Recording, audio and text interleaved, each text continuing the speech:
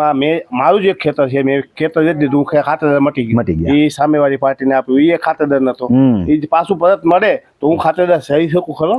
જો ખાતેદાર મટી ગયા એટલે તમે ખાતેદાર છો જ નહીં. એ જમીન 300% પેનલ્ટી ભરે ને તોય શ્રી સાત જ થાય.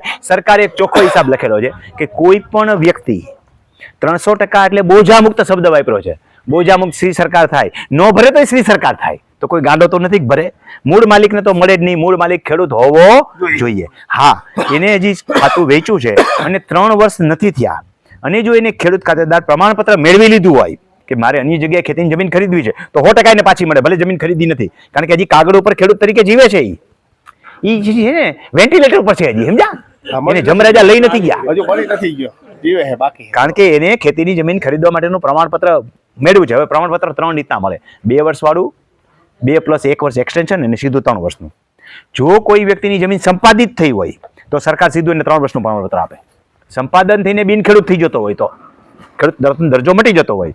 હવે કોઈ વ્યક્તિ હક જતો કરે છે, આવા કિસ્સામાં 3 વર્ષ પણ પ્રથમ 2 વર્ષ આપે, પછી 1 વર્ષ એક્સટેન્શન માંગી લેવાનું હોય. અને તમે જમીન વેચી નીકળી જાઓ છો તો તમારે 2 વર્ષનું પ્રમાણપત્ર મળે. આ પૈકી તમે જે કીધું જવાબ પાછો આવી જાય કે આ દરમિયાન જો આ મુદત પૂરી ન થઈ હોય, તમારી પાસે જે સર્ટિફિકેટ છે, અન્ય જગ્યાએ ભલે જમીન ખરીદી નથી પણ આ જગ્યાને જો પરત આવે તો એ જગ્યા તમને મળવા પાત્ર થાય, કારણ કે હજી કાગળ ઉપર તમારો ખેડૂતનો દરજ્જો જીવે છે. જો એ દરજ્જો પૂરો થઈ ગયો, ડેડલાઈન પૂરી થઈ ગઈ, તો પછી આજે પૂરી થઈ ગઈ, કાલ પરતનો હુકમ આવ્યો તો મળે નહીં. ક્લિયર?